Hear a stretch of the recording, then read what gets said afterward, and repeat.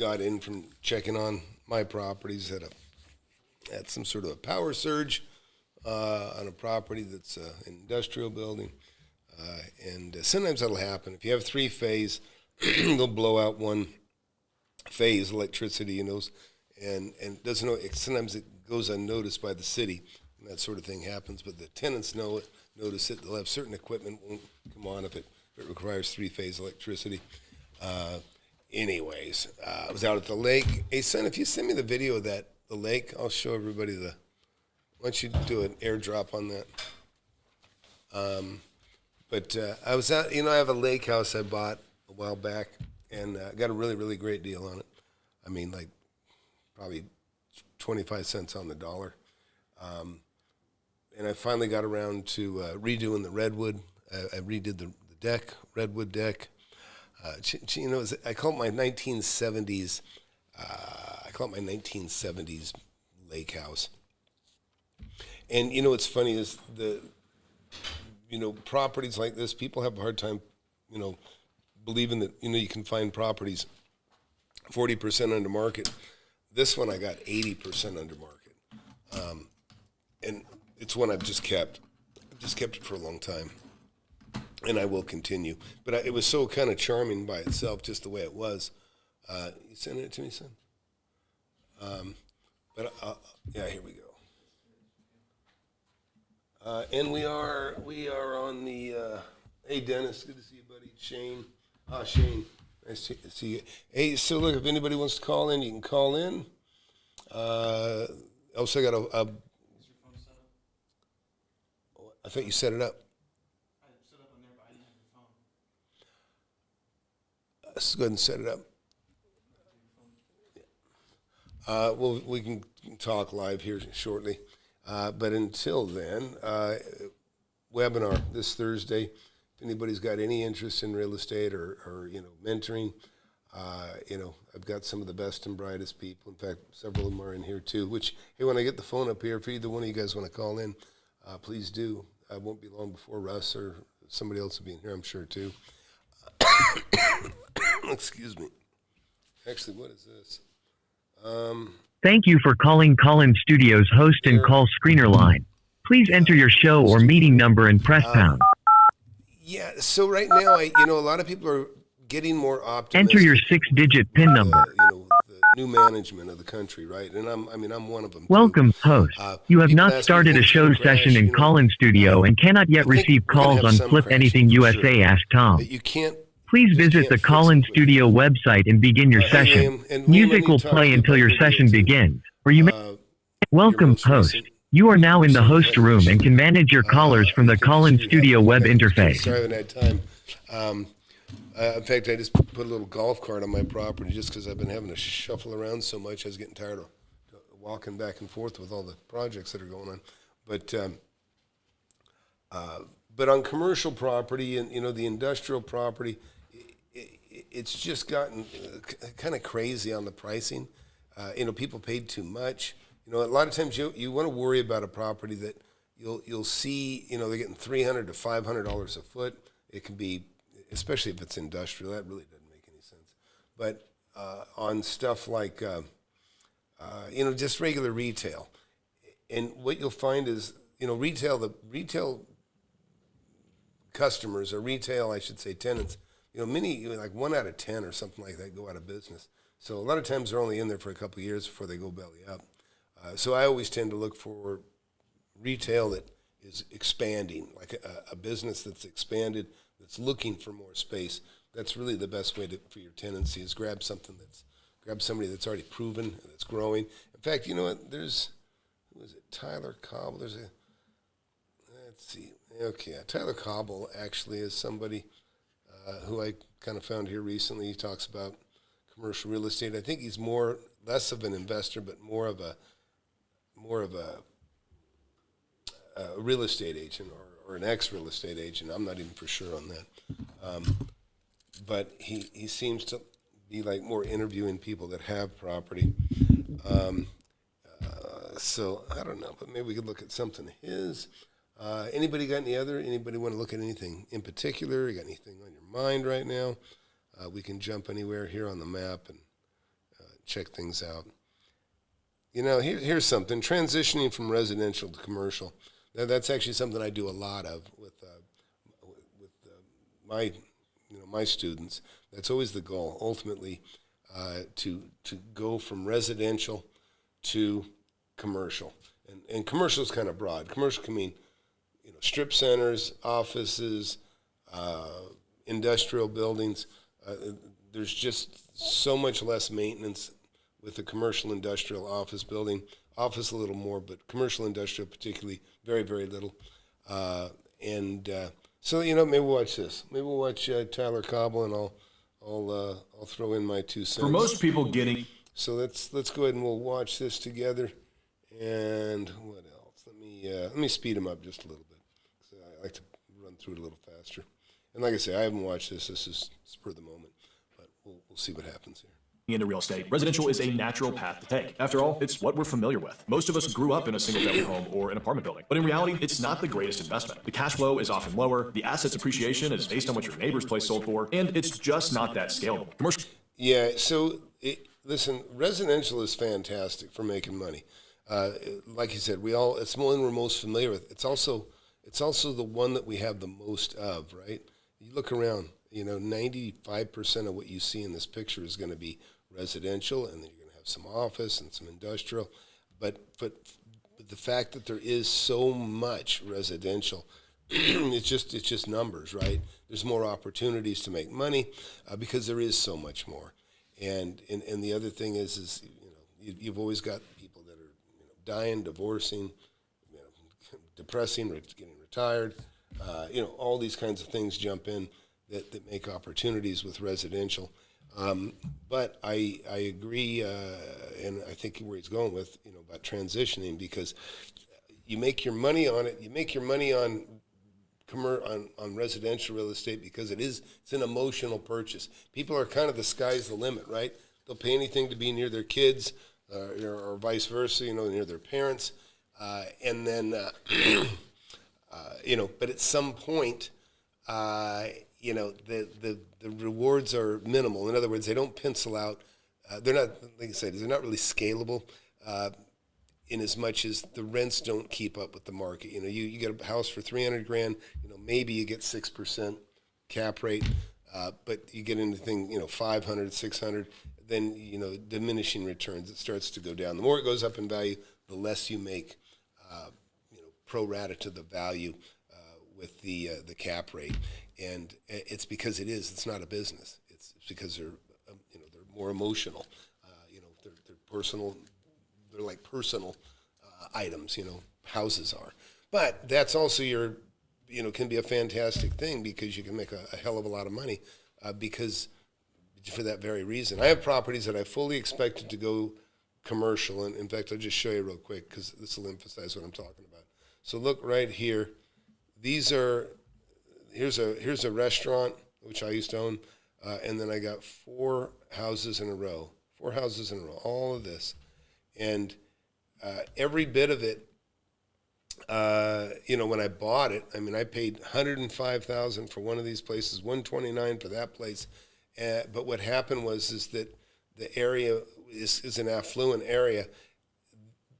They became more valuable as houses. In other words, they became, at the time when I bought them, I could have, if I could have turned them into commercial or offices and that sort of thing, they would have made more money at the time of purchase. But what developed is it evolved into the neighborhood became more valuable. In other words, the residential was going for $300 a foot, and the commercial was on average $200 to $250 a foot. So for me to spend money to convert this thing, to turn it into a $250 asset doesn't really make sense because it was already now a $300 a foot asset as a house. So that's why I say, I love houses. I can't get away from them. I've been buying them my whole life, but primarily what I own and keep are industrial buildings like you see here. I got a school here. I got commercial, industrial, office all over the place. But houses are a fantastic stepping stone. I didn't want to call it a stepping stone. They are money. They are money. They are what you want to, even if you continue to buy retail, industrial, you transition over, you don't want to lose sight of the houses. There's so much money to be made on houses, and that's what I teach in my class, by the way. Hey, by the way, if you just got here, please hit that subscribe button, hit that like button, and we'll be right back in 1 second. It's the best thing I ever did.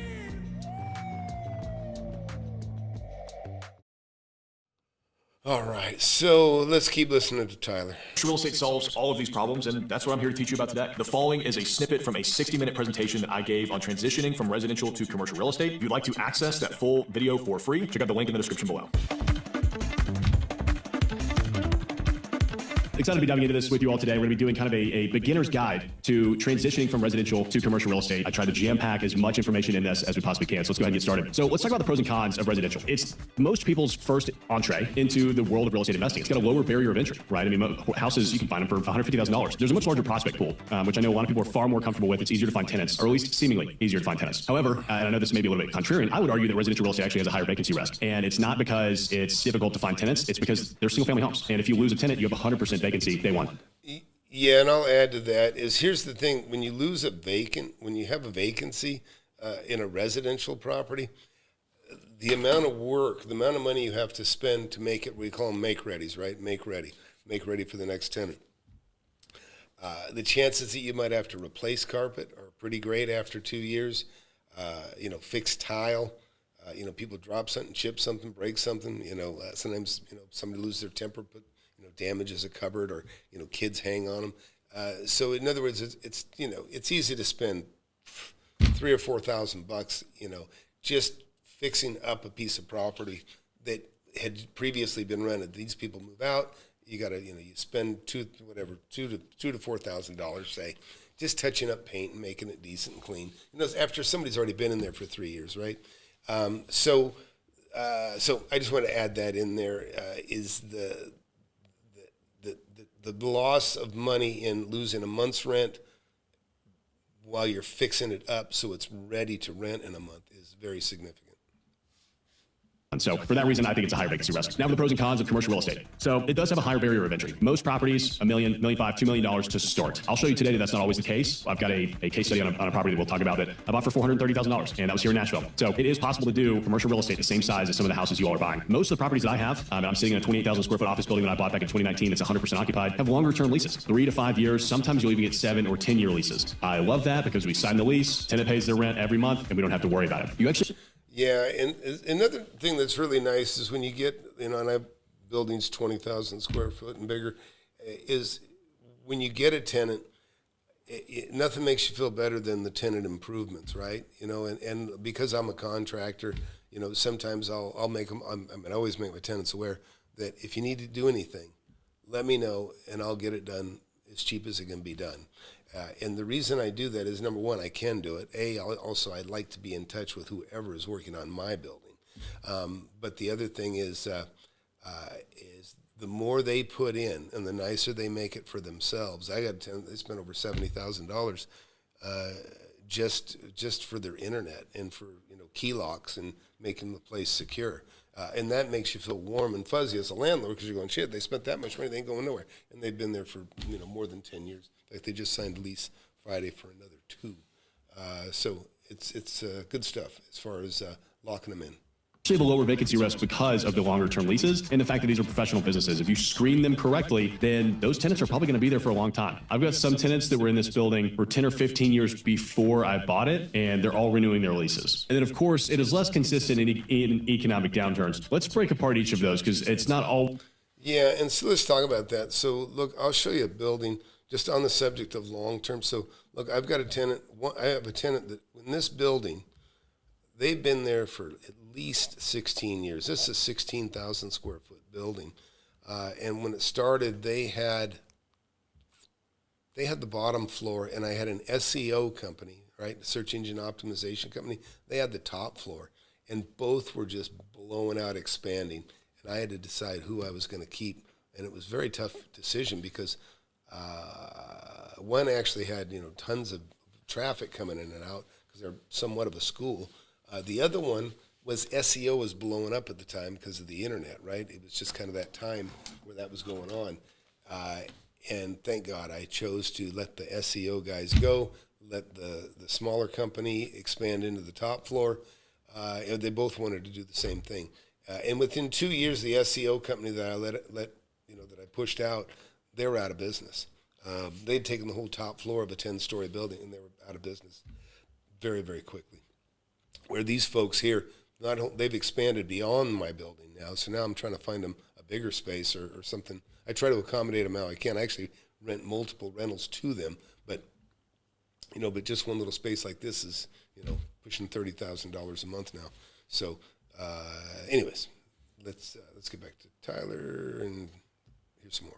Always true, but sometimes it is. Cost of commercial property is higher, and the learning curve is rather steep. The cost, of course, is one thing, but the biggest thing that I've found, if you have the knowledge to pull these deals together, it's the same as in residential real estate. If you know exactly how to get creative with commercial deals, price doesn't really matter. I know guys that are closing 10, 20, 30, $40 million deals that don't have any money. And it's because they have the knowledge to go out and find the right deal, tie it up, and then bring the right people together. So as long as you know enough about commercial real estate, you don't need to have any money to do it. And of course, yeah, as far as going in green to commercial property, I mean, there's a certain, it takes time to really know it and understand it.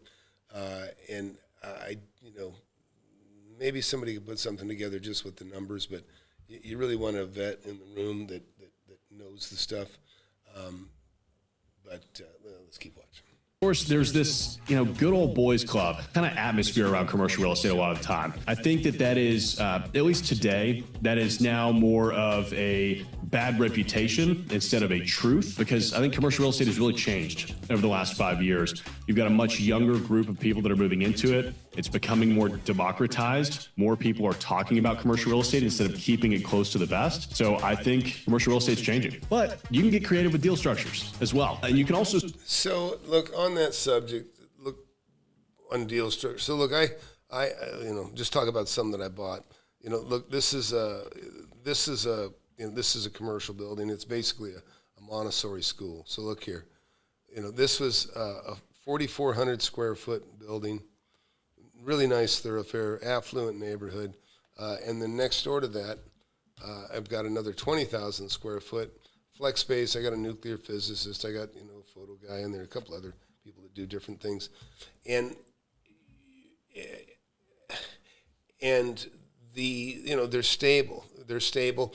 And when I bought this, these guys actually they were retiring at the same time. And how I got them, I'll talk about some other time. But this gentleman, he wanted to go, he wanted to close. This guy wanted to close, and I said, I'll buy them both. In fact, I bought them together, two separate owners, but I bought them on one loan. One loan encumbered them both. I just took the bank and I said, I want to buy them side by side, one loan. They said, sure, no problem. But so banks can get flexible with you too. There's another building over here. This was a French school. Okay, this is a building I bought, 8,800 square feet.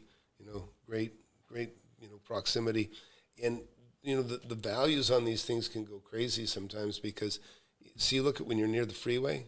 What does that mean? It means that you have the potential to go straight up. In fact, if you look out here, this skyline is changing like crazy now. I'm trying to find it. I'm going too far. But you'll see, like over here, look here, and this is actually, looks farther away than it is, but this is the potential you have when you're near the freeway, is that they'll take those smaller pads that used to have a small building like this on it, and they'll tear this down and go straight up, and now you have a 20-story building, and now you have a building that you maybe paid $2 or $3 million for, and now just the dirt's worth $10 million. That stuff happens. Anyways, Lifeversity, yeah, I've used attic fans, whole house fans to pull the heat out of the attic. Absolutely, yeah, those are worthwhile. Hi, Tom. Where in Texas are you again? I'm in Austin, bud. But anyhow, let's go back and talk about the barriers of entry. Anyways, and you can listen. The beauty of real estate. A lot of people are intimidated, thinking that people that own commercial property are just big corporations and that sort of thing. It's not true. I mean, it is true. It is true too. it's not true and it's true. But those buildings that I just showed you a second ago, these industrial buildings and stuff, those were small business owners, and then but I can go to I can show you here, and this is like one of the first ones I bought when I was in my early 20s, like 40 years ago. I bought this from Mission Linen, and this building is like about 4,000 square feet, maybe a little bit more. And again, they're a big corporation. They're huge, actually. They clean, whatever, uniforms all over the country, and all over California particularly, that I'm, at least this location. And I bought that from them, and I got it owner financed, which is, like I say, it's always worth asking. Let's keep watching. Let's start with easier commercial assets, right? The learning curve is steep, but there are assets out there that are very similar to residential real estate or have a very similar process to follow, or just less of a learning curve that you can take to make your entrance into the commercial industry a lot easier. You don't need to be a part of the club. I am covered in tattoos. I've got a beard. I'm not your typical guy wearing a button down and a suit doing commercial real estate deals.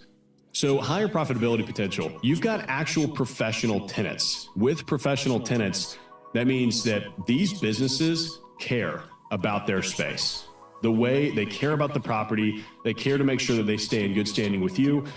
Yeah, having a Starbucks is a little bit of a reach. Starbucks is usually the least profitable tenant you'll ever find. People will, they have a, and you're talking about triple net stuff, which I do triple net with most of my properties too. But if you get a grade A tenant, the price you pay is they don't pay as much rent. In other words, they're like, we know we're a good risk, we're low risk, and so they will, it's just like, like the dollar store. They don't want to give more than 6% cap. I've seen Starbucks even at 4.5 cap, and I'm talking about even recently. So little money there. But they are stable. They are solid, and they can actually, go out of business, and you can continue to get your rent. If it turns into a ghost store situation, or where they've gone dark, so to speak. But he is right about professional tenants. The beauty of one of the best things about commercial tenancy is that when they have trouble, they leave. They don't overstay. It's very rare. I say that because I have Russ watching in the class, and he did have trouble with somebody trying to overstay. But ultimately, it's not hard to push them out if they do. But in general, they won't stay anyways. It's not like a home where they lost their job and they got to have a place for their kids and they got to live somewhere, and so they just stay and don't pay rent and have a lot of rights that let them stay in. They don't have that with commercial industrial type properties, and they don't really have the desire to stay anyways. They're out of business. They're licking their wounds. They're trying to figure out how they're going to make money next. So the tenancy moves out. They leave when they go out of business. They don't stick around. Because if not, it's going to impact what makes them money. So take Starbucks, for example. They pay their rent on time every month. They take care of the property on their own because they have a brand image to uphold. They're not going to let anybody get in the way of that brand image because they know they're not going to sell as much coffee. Yeah, so this is just like, Starbucks, like any well-known, they have to have the consistency. So when you have a tenant like a Starbucks or could be a Whataburger or a hamburger place of any kind, a well-known chain, you make them in charge of the air conditioning. They want to pay for the air conditioning. They want to be in charge of the air conditioner. They want to have to call the landlord to get the AC fixed. They call their own AC guy, have the thing fixed or replaced or whatever, because they want that consistency of the climate always being the same. It's real important. Everything be the same. So any McDonald's you go to, any Starbucks you go into, they want it to smell the same, feel the same, look the same, and so that's what they're paying for. It's great for a landlord, but in general, you won't make as much per month as you will on like a non-AAA rated business. So I do like non-AAA rated businesses because there's plenty of local businesses been in business for many, many decades, and I've got a bunch of them that pay that pay, and you get a higher return. And just real quick, I'll give you a quick glimpse of something kind of like that. I've got, where is that? Well, this isn't exact, but like this is a strip center I own, But I'm going to get a higher yield out of this with these companies you've never heard of. These are like a private martial arts school, a veterinarian, which is a big business. Those are actually turning into, those are being bought up and owned by just one corporation all over the country. They're kind of pulling those together. But I've got individual loan agencies, loan companies that have maybe 20 branches. They're not everywhere in the world, but, they're all over Texas in this case. Massage parlor, vape shop, there's vape shops everywhere, right? And most of those vape shops, they usually have 5 more somewhere. And so you'll make more on a smaller retail, a smaller retail or a lesser known retail type business, I should say. Let's keep watching. If it looks like a dump or the building's falling apart. So they actually spend a lot of money maintaining their own spaces. And of course, the triple net lease, everybody loves this one. If you're not familiar with the triple net lease, the 3 nets in commercial real estate are common area maintenance, property taxes, and building insurance. What does that mean? Well, tenants paid their pro rata share of those expenses every year. So, in a single family home situation or even a multifamily situation, you as the landlord collect all of the rents, you pay out your property taxes, you pay for your building insurance, you pay to maintain the property, and then whatever's left over, you net. Whereas in a triple net lease, if my property taxes go up, if my building insurance goes up, which a lot of multifamily guys are seeing that all over the country right now, or if, let's say it snows and ices a bunch and I have to put a bunch of salt out, my common area expenses go up, I as the triple net landlord pass those expenses directly on to the tenant so it doesn't affect my bottom line. Yeah, so I want to say something on that. Look, I've got a couple 100,000 square feet of commercial, industrial, and office, and just because you have a triple net, you can have your expenses raised considerably. Your insurance can go through the roof. Your tax assessor can overly tax you or overly charge you on the value of your assets, and then it becomes a real problem. The taxes can be very significant, and you can't simply pass it. Now, legally, you can pass it directly to your tenant, but the fact is you can put your tenant out of business if you give them too big of a burden. So it's important that when certain expenses, like he's describing, when they fall on you, don't just think, oh, good, I don't have to pay it. I'm just going to hand it off. It's not that simple. You need to fight your ass off to keep those expenses down. And I do it all the time. I spend a lot of money fighting taxes or reshopping insurance to keep that down so my tenant is impacted as little as possible. And when I fail, if I can't do it, if I can't keep it down enough, then I'll eat some of that too. I can't just say, hey, tough, it's yours. They'll go out of business. And then I'm in a world of hurt. So look at some comments here again. Dimitri wrote, same city as Logan Fulmer. Don't know that guy. Nitin wrote, hey, Tom, is it fine to drive around the Target neighborhood I'm looking at with a realtor? Oh, man, we'll save that one for the class, Nitin. I'll have a talk with you about that individually. I don't usually do too much of the class work here on YouTube, but because you got some of the secret sauce in there. But we'll talk about that. Also, hey, if anybody wants to call in here, 424-866-7929. We're talking about commercial real estate and transitioning from residential to commercial. I do a bunch of that stuff. I mean, I personally did a bunch of it for myself, but also for my tenants, or not my tenants, but for my students, which you haven't seen my class.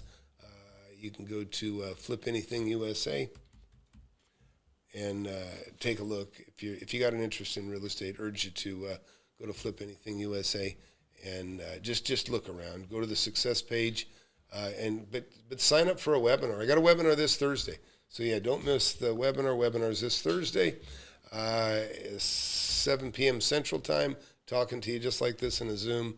I'd be happy to answer any questions, help you how I can. But take a look at all these students, watch these stories, go to there, and you'll see folks just like you transitioning from residential to commercial, some actually buying residential for the first time and land for the first time, and then taking those profits and turning them into commercial, industrial, residential. In fact, Rich here, he's someone that made over $1 million since he's been in the class on land and rolled those profits into commercial and industrial assets that now match his income from his from his job.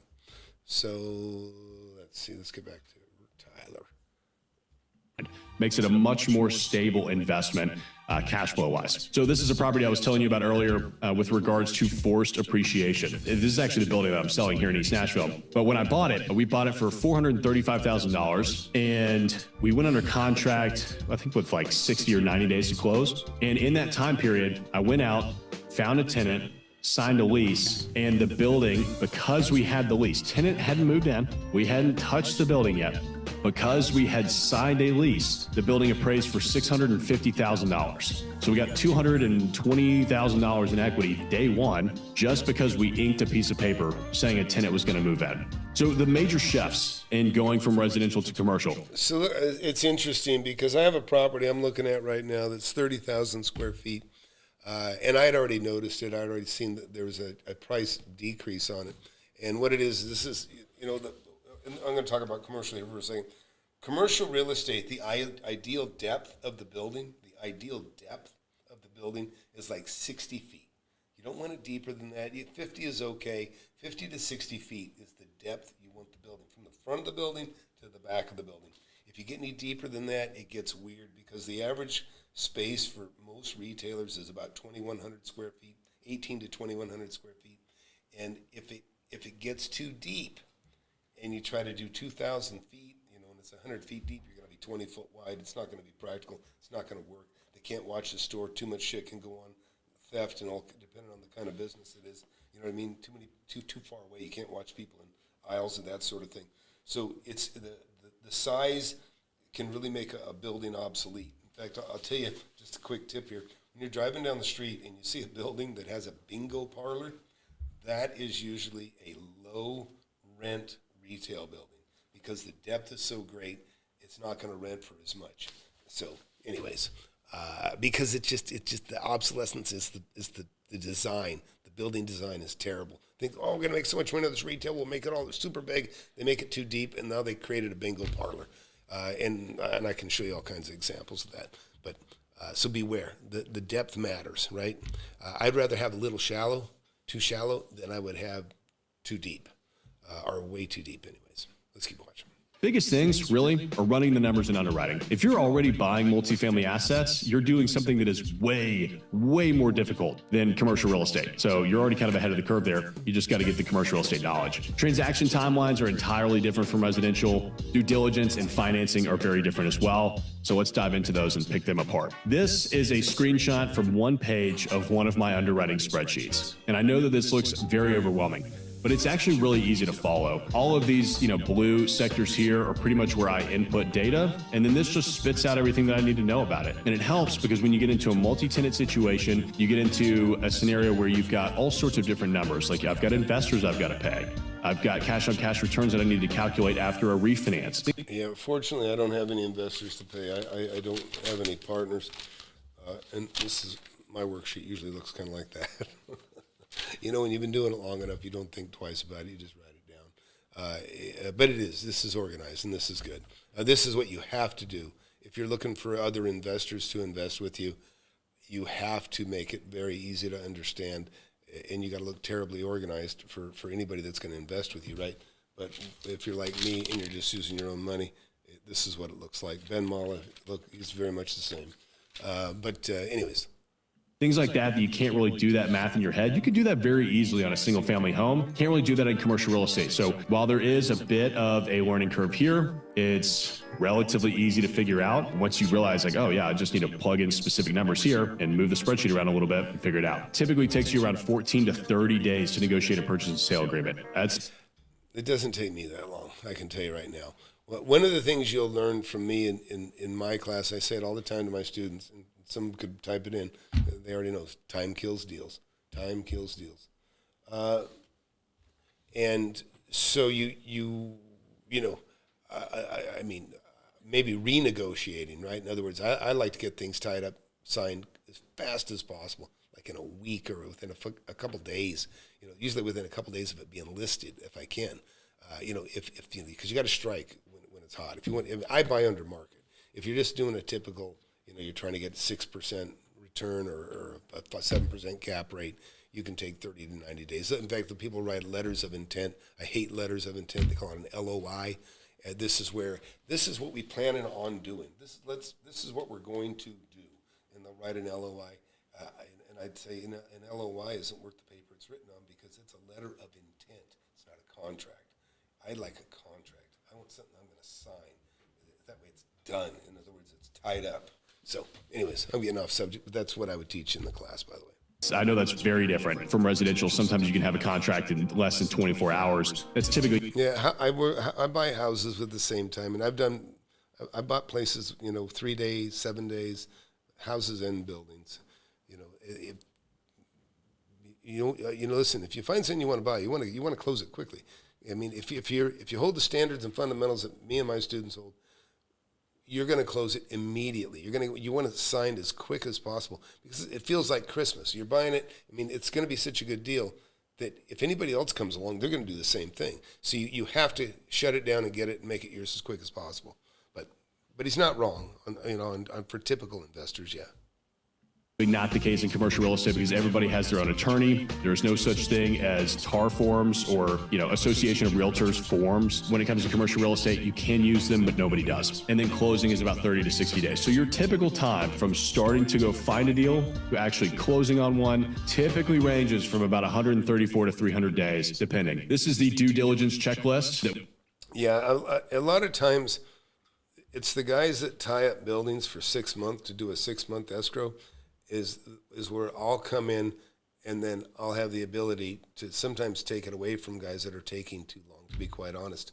And so you'll learn. What's Russ got to say here?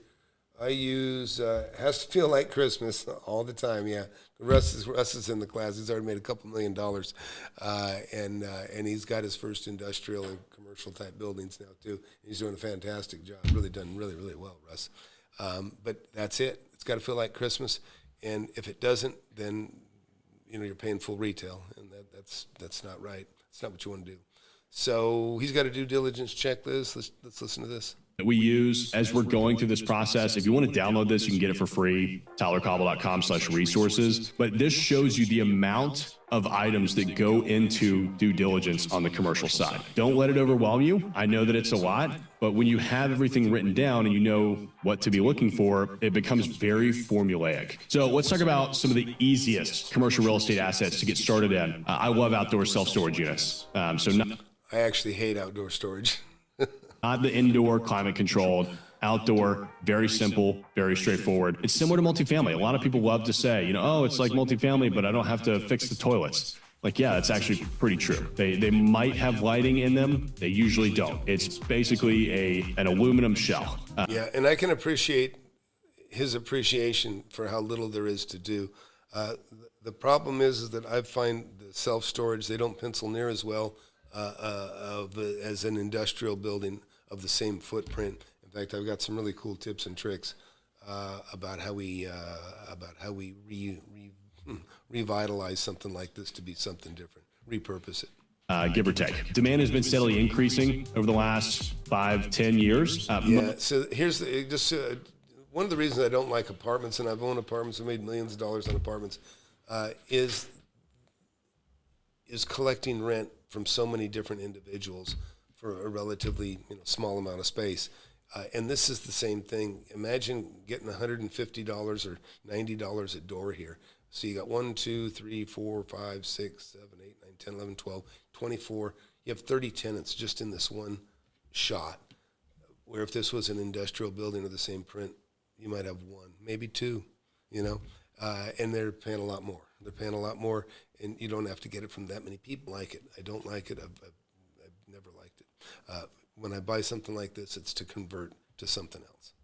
Mostly because apartment complexes are actually getting smaller. People are moving into smaller and smaller spaces, which means they're putting their stuff into storage. Most of these are very modular. You can pick them up and move them around if you need to, or very quickly disassemble them and move them on. So if you wanted to treat it as kind of like a covered land play, great option there. Multi-tenant strip centers. They have very favorable lease structures. Typically, retail tenants are signing longer term leases because they don't want to move. Like we're looking at Jamba Juice and Jimmy John's. They don't like moving. Because once their customers know where they are, once they've put all of the money into branding that space. Yeah, when you got a AAA rated company, and I consider these AAA rated, whether or not I think they are, they're just very low risk. They have a big backing, they have money.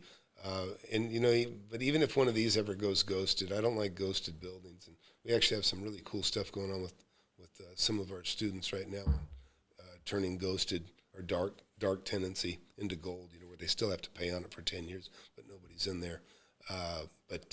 Anyways, once they know that, you know, their employee base can easily get to that location, they don't like to move. So they're probably going to stay there 5, 7, 10 plus years. Yeah, 100% agree. You know, people want to, they want to, the only problem with the retail stuff, and again, he's talking about AAA rated, and that sounds great. They're not always, listen, these are the most expensive buildings on the market, just so you know, this type of building. These are the buildings that you'll pay $300 to $500 a foot for. And so, and you'll get the lowest return. In other words, you get the lowest cap rate on these type of tenants. But they're reliable, and they do plan on staying. They will stay a long time. That's part of why you accept a lower cap rate. But personally, I would take a retail center that is maybe like this is an A. This looks like an A to me. But I would take like a B or maybe even a C plus tenancy, because I'm going to make at least half again as much on the tenancy, on the rents, and really no really significant difference in maintaining them. Yeah, these guys will have their own people to take care of certain things, you know, even the air conditioner particularly, but you know, you're responsible for a good roof. You're responsible for a good roof and a good shell, and you just you'll make more with a little bit lower brow commercial industrial type assets. But that's why Ben Molla considers these kind of assets a place to park your money, because they don't make much money. It's a place to park your money in an A-rated retail building. But if you start jumping down and going into like B's and C's, you'll make much more money. Any questions, by the way, go ahead. Also, if anybody wants to call in that number. We can talk. And of course, they're typically signing triple net leases, right? So they will sign those leases where you don't really have to cover any of the expenses. It's very easy to take advantage of forced depreciation, right? I mean, you just sign a new lease at a higher rental rate per square foot, and your building is suddenly worth significantly more. The great thing about multi-tenant strip center. Yeah, hey, on that note, I started talking about this. I've got a 30,000 square foot building that I was in negotiations on, and I kind of pulled off for a little bit. And I'd already saw it come up on my feed, but the agent had called me just like an hour ago and said, hey, Tom, I see you're calling about X building. He said, yeah, I'm not going to share that with you. But he says, I go, how much did that drop? I don't even remember the exact price. They dropped $400,000 on their price. And it wasn't a bad price, but they dropped $400,000 on their price because they had a vacancy that just popped up. You know, this is kind of a large building. This is kind of the bingo building I talked about, too deep. Not as deep. It's not my first choice, but you know, everything can make sense. Listen, there is no bad real estate, and I say this all the time to my students. There is no bad real estate. There's just bad deals. You can get a property that's unattractive. You can get one that's, you know, maybe too deep, like I talked about earlier. Retail center is too deep. That's okay, as long as you don't pay too much for it. You know, that's the thing, is you got to know value. You can make a shitload of money on just about anything. You just have to know value and know what the limitations are of the asset that you're buying. Let's keep watching. Joshua, I hope you're not the only one. Anybody else got bad audio? Josh is saying bad audio. Yeah, we don't hear that from even anybody else. Smaller assets justify property I management. think you might have a bad speaker, bud. Typically, these leases are structured in a way to where property management fees are covered in common area maintenance, meaning the tenants are actually paying for their property manager. It's not coming out of your pocket. And then, of course, Flex Industrial. If you've been following my YouTube channel, this one's been blowing up. So, I mean, we've made a few more videos on it just because everybody's loving it right now. Yeah, I own a lot of Flex Industrial. I love Flex. But this is in very, very high demand. Flex Industrial, really caters to the Amazon-proof or recession-resilient businesses. Of course, you could have pickleball courts and podcasting studios in there, but they traditionally catered to your mom and pop plumber, your mom and pop electrician, anything that needs like smaller office and a bit of warehouse attached to it. Yeah, and not all though. Like I say, I have a nuclear physicist, takes a huge footprint. I just signed another one, $18,000 a month, for a fairly small space. I mean, not too small, about 10,000 square feet. A lot of e-commerce businesses actually love flex industrial because it's very easy for them to kind of operate, ship, manufacture, whatever they need to do in there. And the supply is actually dwindling. It is not being built as much as it was, 7, 10 plus years ago. So let's define what a flex space is, just if you don't know. It's an industrial building really that's insulated, that has flex, meaning it's flexible, right? It can be used for cold storage. It could be, no air conditioning, nothing like that. You can, ideally you want high ceilings no matter what, because that's what really helps. That's what gives it more flexibility. The higher your ceilings are, the more options you are for storing goods that might require a big, okay, Joshua, I'm going to boot you if you mention it again. Everybody else is fine. But the taller it is, the taller the ceilings, and the bigger the doors you can get in. You can get sometimes you need quite a bit of space for a full size forklift to get in. Other times you can be a little tighter, smaller, where you can just reach up and the person can touch the top shelf. So again, there's no bad real estate. There's just bad deals. Everything's got a value, whether it's a high ceiling industrial building. In fact, I'm going to court fighting over some assessors' values on some stuff right now, and it has to do with the fact that they are, they're comparing a low building, a low ceiling building to higher ceiling buildings, and they don't. The assessors aren't the brightest in the bunch, just so you know, tax assessors. But basically your footprint doubles, if you double the height of the building. Tenants are getting pushed out and they need somewhere to go. So if you can get some flex space, it will stay full. All right, I know I kind of blew through that, but I had a... Russ is talking about the extra deep buildings. Yeah, bingo and churches are big on those. Bingos and churches. A lot that I wanted to make sure that we got to in the amount of time that we had allotted. Appreciate you guys. Now, the most complicated part of the process, and the one that I probably get the most questions about, is how do I actually underwrite commercial real estate deals? Yeah, so look, nice job, Tyler. Tyler sounds like he's an agent, and he's put deals together. Just from what I gathered from the format, what he said, I've always just been an investor, just where I buy by myself. Very few times have I taken partners. It's just not something I've had to do. I'd like to keep all the money. I'd rather borrow the money than take a partner in, because if you take a partner, then you got to split the profit. And if you're making a substantial profit, you don't want to split the profit. You want to keep it all. You would rather finance it if you can. There's all kinds of opportunities in real estate and in commercial, industrial. It doesn't matter. It's everywhere. You can see all these buildings here. These are all buildings that I've personally bought. Many of them I still own. I probably own at least a third of these at least.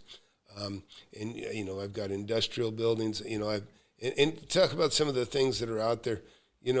As far as good tenants. And reasons for selling. People get ready to retire. That can happen. This is a building I bought not too long ago right here. I paid $1.6 million for this, 16,000 square feet. They just signed another 3-year lease. They'd already been in there for 35 years, right? This is a long going, multi-generational business, and the same tenants are there. The business actually sold after I bought the building. They sold the business, and then the tenants that took it. It was a German company bought them out, and there they go. They just, they signed a lease then, and they just renewed it for even longer.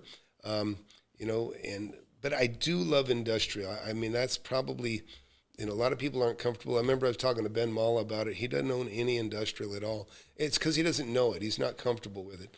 If he did know it, he would find, he would love it very quickly. That I'm sure of. Let me see. So like here, this is another 20,000 square foot metal building I own.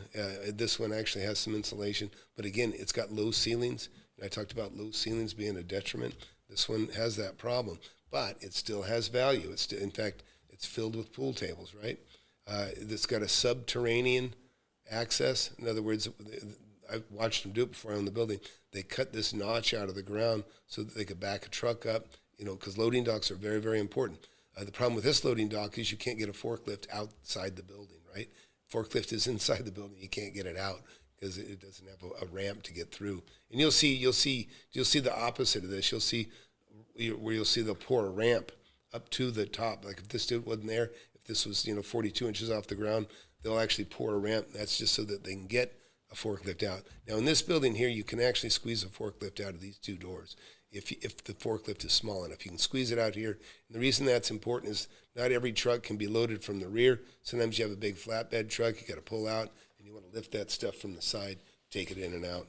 But anyways, so I'm glad I could elaborate on some of that. And and like I say, if you get a chance, please get my book, Wake Up and Smell the Real Estate. It's been a bestseller on Amazon, Audible, and Kindle. And I've been doing this for 43 years. Got fantastic success with my students. Some of them are watching right now, and they're following my steps. They're just getting there a lot quicker. These guys are going to be richer than I am when they're my age because they have a mentor that's shortcutting them, and helping them avoid the pitfalls, and and grabbing the gold and identifying the gold where it's at. And but there's really nothing like it. So I urge you to go to Flip Anything USA and take the sign up for the webinar. And also, get rid of the number here. Nobody called in. But you can get my book, sign up for the webinar, go to the success page, apply for mentorship. That's also a good one.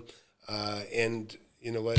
You will have a phone call, one-on-one, and that won't cost you anything. But, just going to need to know what your goals are, what you want to do, and we'll talk about it. And I'm a very practical person.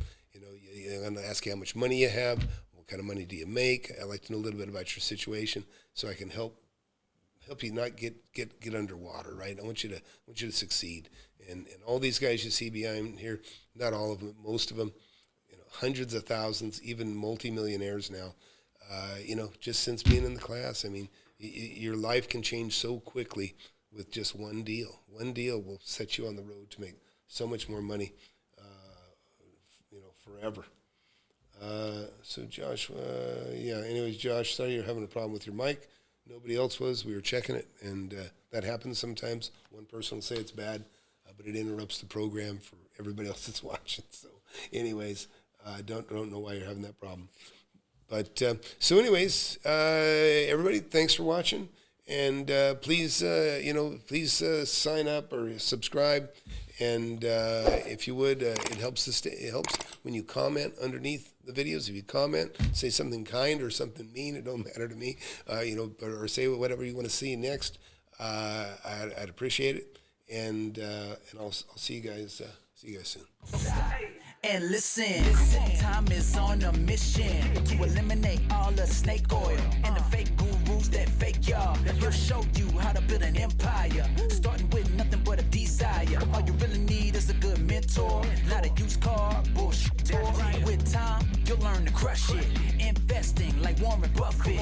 With real estate, you cannot procrastinate. Everyone who hesitates is left at the starting gate. Hey, yo, so don't delay and join today. The mentorship and flip anything. USA, go.